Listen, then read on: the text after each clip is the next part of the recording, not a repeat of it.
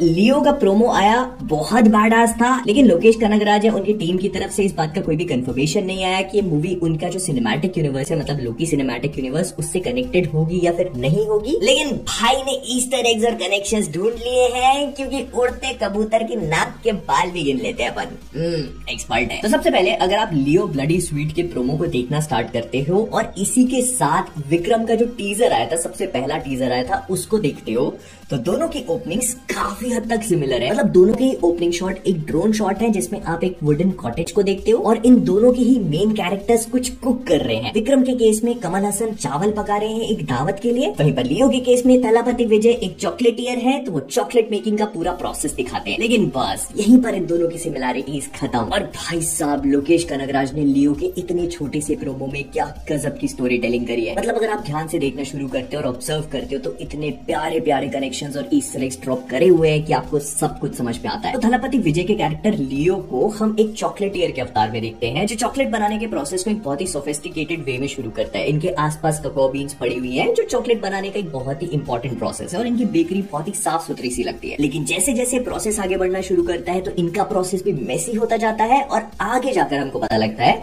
कि दिन में ये चॉकलेटियर है, लेकिन जैसी रात होती है तो इनकी चॉकलेट फैक्ट्री ट्रांसफॉर्म हो जाती है एक फोजरी में, जहाँ पर ये तलवार बना रहे हैं और वो मेल्टेड चॉकलेट ट्रांसफॉर्म हो जाती है मोल्टन लावा में। फिर उसी तलवार को टैंपर करने के बाद ये डिप करते हैं पिघली हुई चॉकलेट में। एंड मैंने सोचा कि चॉकलेट ही क्यों, एंड देन आई रियलाइज्ड कि चॉकलेट ही तो हो सकती है, क्योंकि चॉकलेट के लोकी सिनेमैटिक यूनिवर्स से बहुत बड़े बड़े कनेक्शंस हैं और इस कनेक्शन का नाम है एरिथ्रोजाइलम। अगर आप लोग भूल चुके हो तो मैं आपको याद दिला देता हूँ कि ये वही ड्रग है जिसका नाम हम लोगों ने विक्रम मूवी में सुना था।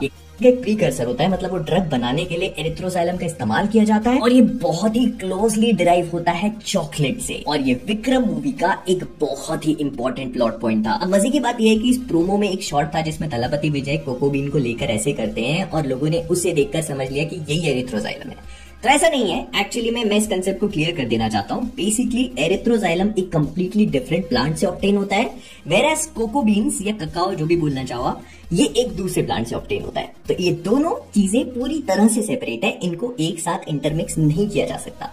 तो वो उनके हाथ में जो था वो चॉकलेट थी, whereas erythroxylum is a completely different thing. लेकिन इसका मतलब ये नहीं है कि एक आदमी अगर चॉकलेट बना रहा है तो वो एरिथ्रोजाइलम नहीं बना सकता।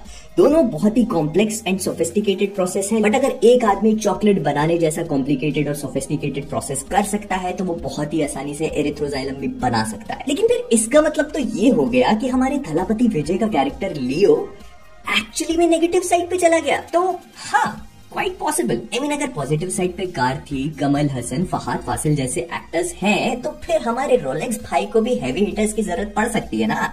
तो फिर थलापति विजय से बड़ा कौन होगा। प्लस इस बात का भी कंफर्मेशन मिल चुका है कि इस मूवी में हमको संजय दत्त देखने को मिलेंगे, तो उनका रोल भी काफी इंटरेस्टिंग होगा कि वो क्या करेंगे इस पिक्चर में। लेकिन इसके बाद एक और इंटरेस्टिंग सी थ्योरी आती है जो मैंने इस प्रोमो में ऑब्जर्व करी। अगर आप नोटिस करोगे तो लोकेश कनगराज ने अपने पूरे यूनिवर्स में जितने भी इंपॉर्टेंट कैरेक्टर्स हैं उनको एनिमल से सिग्निफाई किया हुआ है। जैसे फॉर एग्जाम्पल विक्रम का जो कैरेक्टर है उसको ईगल से सिग्निफाई किया है। ईगल के छोटे छोटे शॉट्स हैं जहां पर भी विक्रम का इंपॉर्टेंट रोल होता है। उनका जो थीम सॉन्ग है उसमें भी ईगल इज कमिंग करके बताया गया है।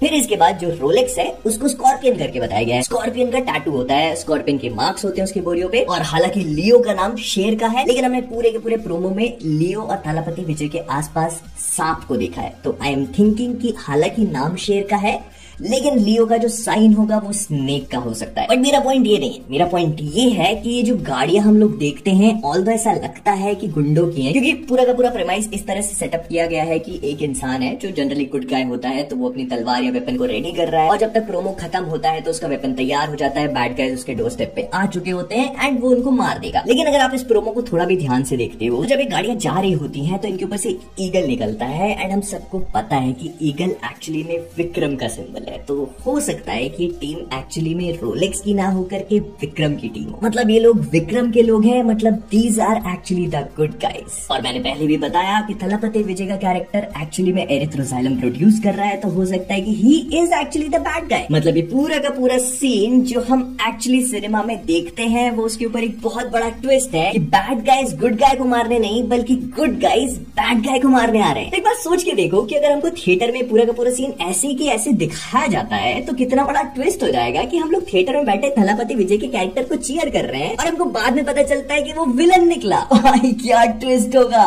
Lokesh Kanagaraj, you are a genius. खैर मेरे दिमाग में जो भी आता है मैं ऐसे बोलता चला जाता हूँ। मेरे को मतलब ऐसे दिमाग में थ्योरी थी तो मैंने बता दिया। आप सबको इस पूरी थ्योरी के बारे में क्या लगता है मुझे कमेंट बताना मत भूलना। तो विद दैट बीइंग सेड हम लोग इस वीडियो की यहीं पर रैप अप करेंगे। मेरे को ऐसा लगा कि इस पे एक वीडियो बनाना चाहिए कि जो भी कनेक्शंस वगैरह हैं। तो आपको इस पूरी थ्योरी के बारे में जो भी थॉट्स हो मुझे कमेंट बताना। तो विद दैट, तो अगर वीडियो पसंद आया तो लाइक करना, शेयर